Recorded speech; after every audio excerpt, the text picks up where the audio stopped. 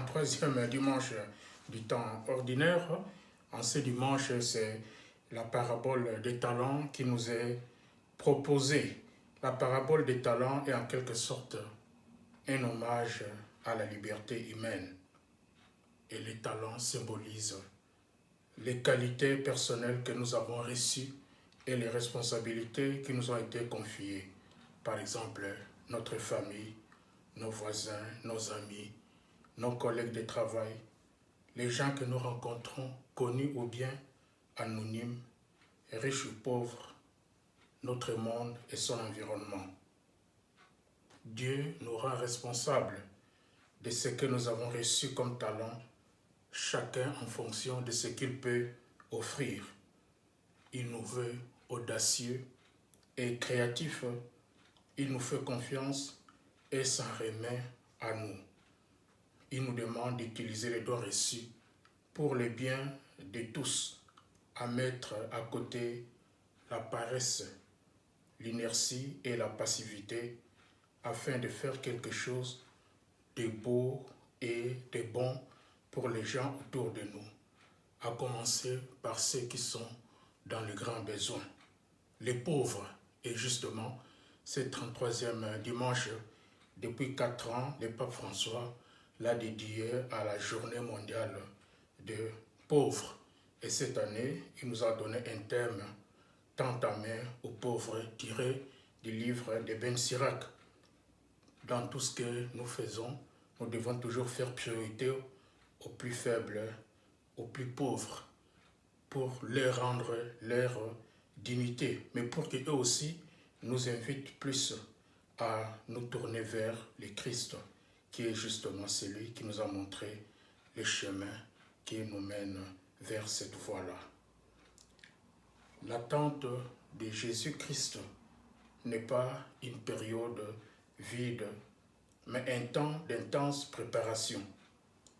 En tant que chrétiens, nous devons gagner notre temps, jour après jour, heure après heure, à la mesure de notre fidélité. Peu importe l'échéance.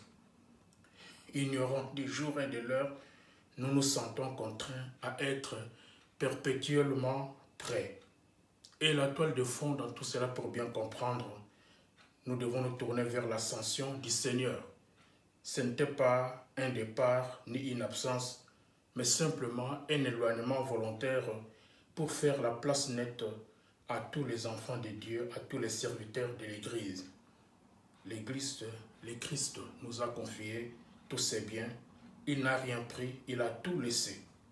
Il nous a confié avant tout les dons de l'Esprit, la parole de Dieu, l'eau du baptême, les pains de l'Eucharistie, nos frères, nos sœurs, notre monde. Et ces dons ne peuvent rapporter que dans la mesure où ils sont placés, c'est-à-dire mis en œuvre communautairement et individuellement. C'est ce qu'ont fait les 2 premiers serviteurs d'aujourd'hui dans cet évangile. Ce que n'a pas fait le 3e. Le 3e, il avait confondu le royaume de Dieu avec une usine. Il n'a pas estimé à sa juste valeur la confiance que le maître avait placée en lui. Il s'est enfermé en lui-même et il a fini par prendre peur. Il a fait un dépôt mort. Il a caché, enfoui ce qu'on lui avait donné. De la sorte, bien sûr, rien ne sera perdu, mais il ne gagnera rien non plus. Ce qu'il n'a pas compris, c'est que le maître avait tout risqué en lui confiant cet unique bien. Et plus grave, il a pris le maître pour un exploiteur. Alors le maître l'a pris au mot. Puisque tu me croyais tel, n'est-ce pas une raison de plus pour travailler pour moi? Tu vas être puni, non pas par moi, mais par où tu as péché toi-même. Eh bien, frères et sœurs, l'évangile doit s'incarner dans notre vie quotidienne. Et rappelons-nous tout simplement qu'à la fin de notre vie, une seule question nous sera posée. Qu'as-tu fait de ton frère, de ta sœur, en particulier du plus petit, du monde que je t'ai confié?